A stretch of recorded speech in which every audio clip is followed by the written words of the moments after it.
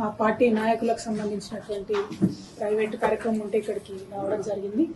మరి గౌరవనీయులు మాజీ శాసనసభ్యులు మా పార్టీ సీనియర్ మోస్ట్ నాయకులు బాజిరెడ్డి గోవర్ధన్ అన్న గారు, మేము స్థానిక నాయకులందరం కూడా మరి వాళ్ళ నిజామాబాద్లో కాంగ్రెస్ పరిపాలనలో ఏం జరుగుతున్నదనే విషయాన్ని చర్చ చేస్తూ ఉన్నాం. చాలా బాధాకరంగా ఉన్నది.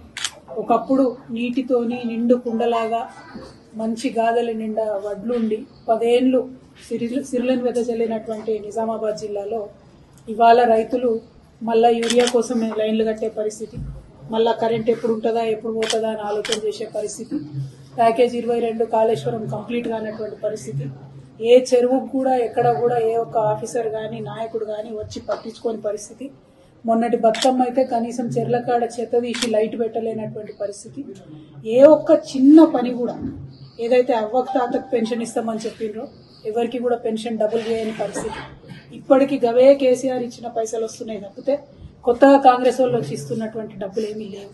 ఇవాళ బీడీ కార్మికులు చాలా పెద్ద ఎత్తున ఉంటారు నిజామాబాద్ రూరల్ నియోజకవర్గంలో. వాళ్ళందరూ కూడా అడుగుతూ ఉన్నారు, ఇదేం పరిస్థితి, మరి ఇది ఎక్కడిది, మాకు పెంచుతామని చెప్పి పెంచలేదేందని. అదేవిధంగా ఆడబిడ్డలు 18 ఏళ్ళు దాటిన వాళ్ళందరూ కూడా ఇప్పటి వరకు బాజిరెడ్డి అన్న గారు చెప్పినట్టు మరి మాకు చెప్పిన 2500 ఏవి అని చెప్పి ప్రశ్నించేటటువంటి పరిస్థితులు. అందరికీ స్కూటీలు ఇస్తా అని చెప్పి 18 ఏళ్ళు నిండినటువంటి ఆడపిల్లలకు అసలు దాన్ని ఊసే లేనటువంటి పరిస్థితి. అంటే అలవి గాని హామీలు ఇచ్చి ప్రజలను మోసం చేసి నిన్నటికి నిన్న గౌరవనీయులు మన స్పీకర్ గారు, అసెంబ్లీ స్పీకర్ గారు మాట్లాడుతున్నారు, మేము ఆర్థిక పరిస్థితి తెలిసి తెలియక వాగ్దానం చేసినామంట. మరొక బాధ్యత కలిగినటువంటి పార్టీ, 130 ఏళ్ల చరిత్ర ఉన్నట్టు చెప్పేటటువంటి పార్టీ, వాళ్ళ అధ్యక్షుడేమో పాపం తెల్లారు లేస్తే మరి రాజ్యాంగం అని ఒక ఎర్ర బుక్ పట్టుకొని తిరుగుతూ ఉంటాడు. మరి అటువంటి పార్టీ వారెట్లా మోసం చేస్తారు ప్రజల్ని? అంటే ముందు తెలంగాణ ఇస్తామని చెప్పి ఎట్లయితే మనల్ని మోసం చేసిరో, అంతకు ముందు తెలంగాణ ప్రజల అమాయకం అని చెప్పి నన్ను తీసుకుపోయి ఆంధ్రాలో కలిపి ఎట్లా మోసం చేసిండ్రో ఇవాళ కూడా కాంగ్రెస్ పార్టీ అదే ఒరవడిని కొనసాగిస్తుంది తప్ప ఇంకోటి కాదు. అంటే కాంగ్రెస్ చరిత్ర మొత్తం కూడా మోసాల చరిత్ర అని చెప్పి, దగా చరిత్ర అని చెప్పి మళ్ళొకసారి రుజువు చేస్తా ఉన్నారు. నిన్న మొన్న మనం చూసినాం, 4 రోజులు గ్రామ సభలను పెడితే ప్రజలు నిలదీసి అధికారులను వెలగొడితే మరి భయంకరమైనటువంటి మళ్ళా తెలంగాణ ఉద్యమకాలం నాటి పరిస్థితులు అన్ని పల్లెలలో కూడా మనం చూసినాం. ఇంతకు చేసింది ఏందయ్యా అంటే 4 రోజులు పెట్టిండ్రు, వాళ్ళ ఇష్టం వచ్చిన పేర్లు చదివిండ్రు, భూములు ఉన్న వాళ్ళకే మన ఇండ్లు ఇచ్చేటటువంటి పేర్లు చదివిండ్రు, రైతు బంధు అని చెప్తే ఎవరికి వస్తుందో ఎందుకు వస్తుందో అర్థం కానటువంటి పరిస్థితి, రేషన్ కార్డు అంటే ఎవరికి ఇస్తున్నారో అర్థం కానటువంటి పరిస్థితి, భయంకరంగా ఎక్కడో సెక్రటేరియట్ లో ఏసీ రూమ్లలో కూర్చొని చేసిన లిస్టును తీసుకొచ్చి ఊర్లలో చదివి పేద ప్రజల నోట్లో మట్టి కొట్టేటటువంటి ప్రయత్నం కాంగ్రెస్ పార్టీ చేసింది. ఎక్కడికక్కడ బీఆర్ఎస్ నాయకులు ప్రజలు చైతన్యవంతులై ఆఫీసర్లను ఎదిరిస్తే మళ్ళీ వెంటనే మాట మార్చి ఈ లిస్టు ఫైనల్ కాదు, మళ్ళీ ఇంకో లిస్ట్ వస్తుంది, కొత్త లిస్ట్ వస్తుంది అని చెప్పి మభ్యపెట్టేటటువంటి ప్రయత్నం చేస్తున్నారు. కానీ అల్టిమేట్ గా మనకు అర్థమవుతున్నది ఏంటి అని అంటే కాంగ్రెస్ పార్టీ వాళ్ళు కేవలం వాళ్ళ కార్యకర్తలకు మాత్రమే ఇందిరమ్మ ఇండ్లైనా, రైతు భరోసా అయినా, రేషన్ కార్డు అయినా, ఇంకోటైనా ఇచ్చేటటువంటి ఆలోచనలో ఉన్నారు. ఈ వాస్తవాన్ని తెలంగాణ ప్రజలు ఎంతో తొందరగా గమనిస్తే అంత మంచిది. మనం డిమాండ్ చేస్తూనే ఉండాలి, కొట్లాడుతూనే ఉండాలి. కాకపోతే వాళ్ళ ఎమ్మెల్యేలు ప్రతి జిల్లాలో చెప్తున్నారు, మేం చెప్పిన వాళ్ళకే వస్తుంది, అధికారులది ఇక్కడేం నడవదు అని చెప్తా ఉన్నారు.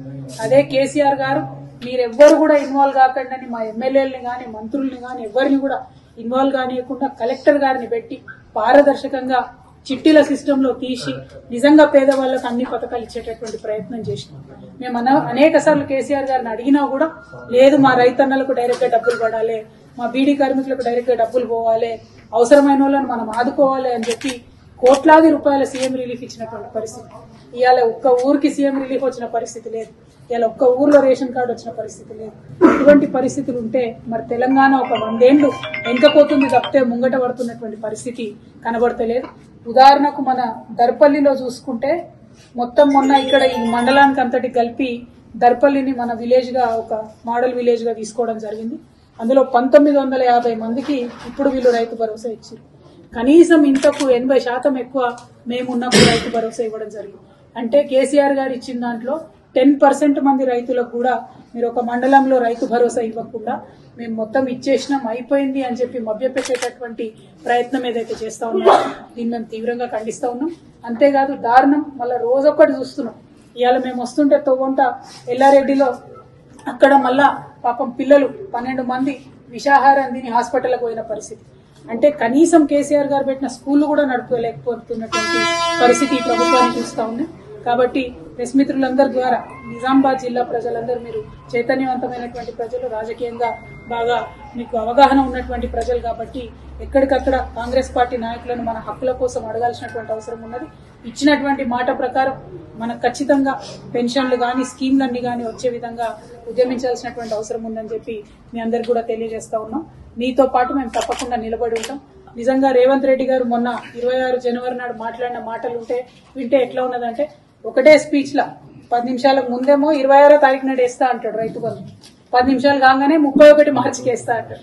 అంటే నిజంగా అబద్దాన్ని తీసుకుపోయి అద్దం ముంగట నిలబడితే ఎట్లుంటదంటే రేవంత్ రెడ్డి గారి బొమ్మగానే పడుతుంది అద్దంలో. అది పరిస్థితి. అంతే తప్పితే ఇంకోటి లేదు. ప్రజల్ని మభ్యపెట్టి ఎక్కువ కాలం పరిపాలన చేయలేదు. ప్రజల కోసం ఇప్పటికన్నా ముందుకొచ్చి పారదర్శకంగా పనిచేయవలసిందిగా కాంగ్రెస్ పార్టీని డిమాండ్ చేస్తా ఉన్నాం. నిన్న కుంభమేళాలో ఏదైతే ఇన్సిడెంట్ జరిగిందో దానికి బీఆర్ఎస్ పార్టీ తరఫున మేమందరం కూడా బాధపడతా ఉన్నాం. అదేవిధంగా కుంభమేళ ఇప్పటి నుంచి శివరాత్రి దాకా కొనసాగుతుంది కాబట్టి తెలంగాణ నుండి కూడా చాలా మంది పోతా ఉంటారు కాబట్టి ఖచ్చితంగా ఇక్కడ ఉండేటటువంటి ప్రభుత్వం ఒక హెల్ప్ లైన్ ఏర్పాటు చేయాలని చెప్పి మేము డిమాండ్ చేస్తా ఉన్నాం. పోయినటువంటి ప్రజలు ఎటువంటి ఇబ్బందులు ఎదురైనా కూడా ఒక హెల్ప్ లైన్ కి ఫోన్ చేసేటటువంటి ఆస్కారం మన తెలంగాణ నుండి కల్పించాలని కూడా నేను ఈ సందర్భంగా డిమాండ్ చేస్తా ఉన్నాను. కేసీఆర్ గారు ఇచ్చినటువంటి నిధులు తప్పితే కొత్తగా ఈ ప్రభుత్వం చేస్తున్నది ఏం లేదు. మేము ఇచ్చినటువంటి ఆత్మగౌరవ భవనాలను పోయి ఓపెనింగ్ చేసుకోవడం, మేము ఇచ్చిన ఉద్యోగ నోటిఫికేషన్లకు పోయి సర్టిఫికెట్ ఇచ్చుకోవడం, మేము ఇచ్చినటువంటి అన్ని పనులను కొనసాగించే ప్రయత్నం ఏవైతే కంప్లీట్ అయిపోయినాయో నేను చేసిన అని గొప్పలు చెప్పుకున్నాడు తప్పితే చేసిన మంచి పనులను కొనసాగించి పెంచి ఇచ్చింది మాత్రం ఎక్కడా లేదు. ప్రజలకు ఇచ్చిన వాగ్దానాన్ని పూర్తి చేసింది ఎక్కడా లేదు. అది వడ్లకు బోనస్ విషయంలో అయితేంది, ఇప్పుడు మన ఎర్రజొన్న కోతకొచ్చి దాని పరిస్థితి అయితే ఏంది, కనీసం కొనుగోలు కేంద్రాలు పెద్ద ఎత్తున పెట్టేది ఏదైతే ఎందులో కూడా ఈ ప్రభుత్వం విఫలమైతా ఉన్నది.